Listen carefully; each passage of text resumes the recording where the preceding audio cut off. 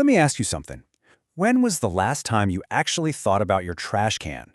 If you're like me, probably never.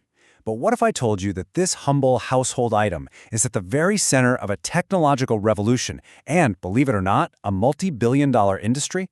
So let's start with the problem they're trying to solve. Your kitchen trash can, well, it's kind of a playground for germs. Research shows that common surfaces in your home can harbor all sorts of nasty bacteria, and the lid of your trash bin is a prime suspect for spreading that stuff around. Every time you touch it, you could be picking up and dropping off germs. And this is where the smart bin swoops in to save the day, with a really powerful promise. The pitch is simple. By using a motion sensor to open the lid, you completely eliminate that physical contact. The result?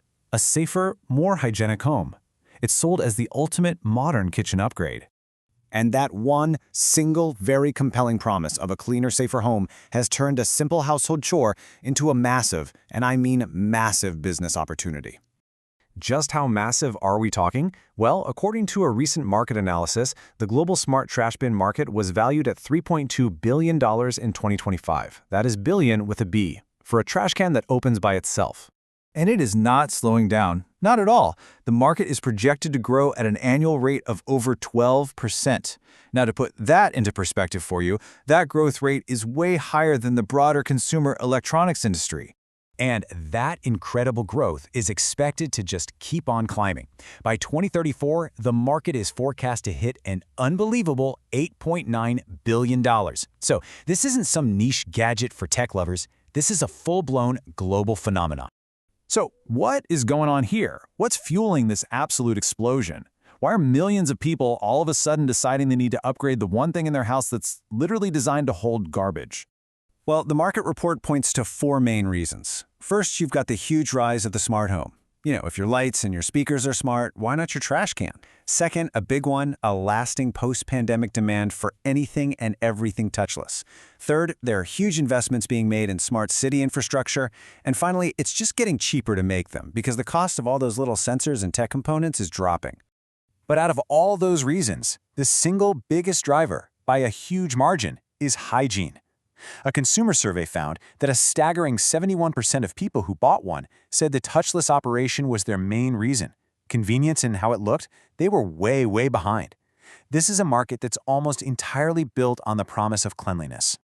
The numbers tell a very clear story of a market that's just on fire. But this is where our story takes a really dramatic turn. Because market data is one thing, but the user experience? That's another thing entirely.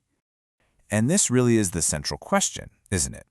With billions of dollars pouring in and millions of these things being sold, are these smart bins actually delivering on that promise of a better, cleaner, more convenient life? This slide just perfectly illustrates the disconnect. On one side, you have the marketing hype, the pinnacle of modern hygiene. And on the other, you have the actual feedback from users, like this comment from a Reddit forum, which bluntly points out that the sensors are just less reliable than a simple foot pedal. And the feedback gets even more direct. This user really sums up a frustration that was shared all over that discussion forum. It seems like the smart part of the bin is often the very first part to break. When you really dig into all the user complaints, you see a really clear pattern emerge. The sensors are finicky, they open when you walk by, but stay shut when your hands are full. They just chew through batteries. The electronics, which are placed in a damp, dirty environment, break down all the time. And they're absolutely not considered a buy-it-for-life product. They're the opposite of durable design. And then you get the absolute horror stories. This comment paints a pretty vivid and frankly disgusting picture of what can go wrong when you mix electronics, moisture, and garbage. It's a practical downside that the marketing materials tend to, leave out. So now we have these two totally conflicting realities, a booming market and just a chorus of frustrated users. To understand this, let's put the smart bin into its historical context. You see, the trash can as we know it has been evolving for over a century. It all started in 1883 when Paris mandated these covered receptacles. They were named poubelles after the official who ordered them. But the biggest leap forward came decades before any sensor was ever involved. Back in the 1920s, an efficiency expert named Lillian Moeller-Gilbreth invented the pedal bin. It was a simple, elegant, mechanical solution to the exact same problem that smart bins claim to solve today: touchless waste disposal. In a lot of ways, she solved the hygiene problem 100 years ago. And when you put them side by side, the trade-offs become crystal clear.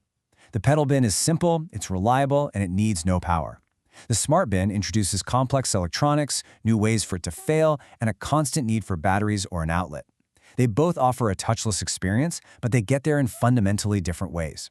And all of this brings us to the final crucial question that's really at the heart of this whole multi-billion-dollar market. We are adding sensors, batteries, and circuit boards to everything, including the humble trash can. The market says this is progress and that it's worth billions. But a lot of users are finding out that it's just added complexity. So the real question is, are we actually making our homes smarter, or are we just replacing elegant, time-tested solutions with fragile technology that's destined to fail? Something to think about.